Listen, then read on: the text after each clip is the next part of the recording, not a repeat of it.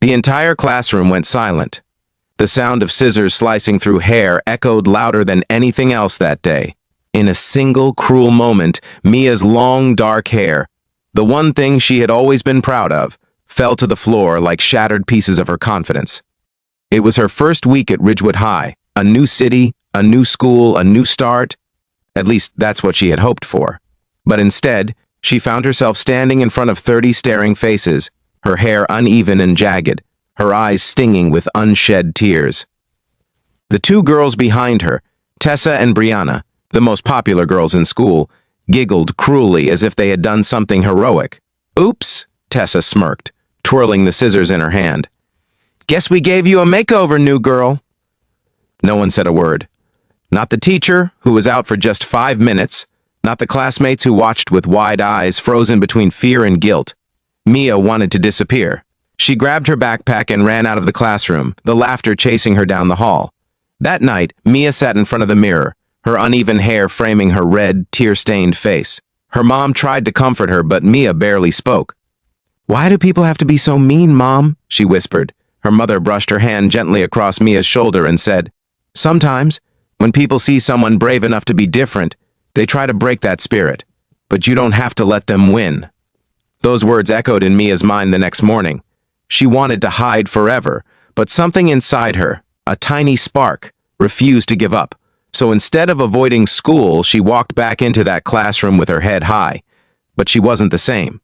When Tessa and Brianna saw her, they exchanged glances, expecting tears or anger. Instead, Mia smiled, calm, confident, untouchable. Her mom had taken her to a salon the night before and helped her cut her hair short, clean, and stylish. The transformation was stunning. The short haircut framed her face perfectly, and her bright eyes seemed to glow with newfound strength. Mia walked up to her seat, looked right at the bullies, and said, "Thanks for helping me find my new look." The class erupted in whispers. Even the teacher paused when she entered. Everyone could feel the shift. Mia wasn't a victim anymore. She was something stronger. Days passed and something unexpected started happening. People who had ignored Mia before began talking to her, not out of pity, but admiration. They liked her confidence, her humor, her creativity. Mia joined the art club and started drawing again, something she hadn't done since moving. Her artwork spoke volumes about courage, pain, and healing. When the annual school art showcase came around, Mia decided to create something special. Her piece was a large portrait titled "The Cut That Didn't Break Me." It showed a girl with hair being cut off by shadowy hands, but in the reflection of the mirror, the girl's smile shone brighter than ever. When her artwork was revealed, the crowd went silent. Teachers, students, even the principal stopped to look. And then, a quiet applause began. Slow at first, then louder, stronger, until the whole hall echoed with it. Mia stood beside her artwork, her heart racing. For the first time since coming to Ridgewood, she didn't feel invisible. But what truly shocked everyone wasn't just the art. It was what happened after. Tessa and Brianna stood at the back of the hall, guilt written all over their faces. After the show, they walked up to Mia, hesitating. "Mia, we're sorry," Tessa said, voice trembling. "What we did was horrible. You didn't deserve that." Mia looked at them quietly. For a moment, she wanted to be angry, to throw their cruelty back at them, but instead she said softly, "You can't undo what you did, but you can choose to be better from now on." It wasn't forgiveness right away, but it was something even more powerful. It was growth. Over the next few weeks, Tessa and Brianna changed.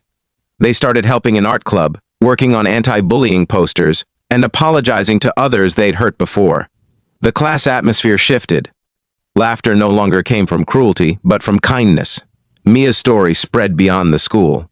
The principal even invited her to speak at a student assembly about courage and empathy. Standing on stage, she looked out at hundreds of faces and said, "People might try to cut you down, but what matters is how you rise back up. Your scars can either define you or remind you how strong you've become." By the end of the school year, Mia wasn't just the new girl anymore. She was a leader, an inspiration, a friend.